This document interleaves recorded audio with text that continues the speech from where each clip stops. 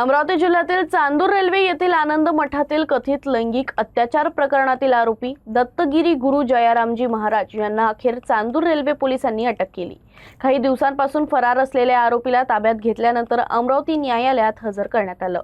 न्यायालयानं त्यांना न्यायालयीन कोठडी सुनावली असून त्यांची कारागृहात रवानगी करण्यात आली आहे।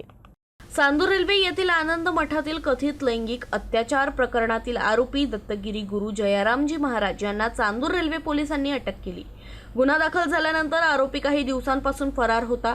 पोलिसांकडून त्याचा शोध सुरू असताना अखेर त्याला ताब्यात घेण्यात आलं। अटक केल्यानंतर आरोपीला अमरावती येथील न्यायालयात हजर करण्यात आलं। न्यायालयानं त्यांना न्यायालयीन कोठडी सुनावली असून त्यानंतर त्याची कारागृहात रवानगी करण्यात आली। दरम्यान या प्रकरणात तपासासाठी पोलीस कोठडीची मागणी केली जाईल अशी अपेक्षा व्यक्त केली जात होती।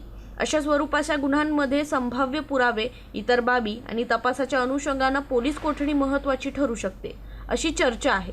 याबरोबरच आरोपी दत्तगिरी महाराज यांचे विविध राजकीय नेत्यांसोबत छायाचित्र समाज माध्यमांवर व्हायरल होत असून या प्रकरणात राजकीय अभयाचा प्रश्नही उपस्थित केला जातोय।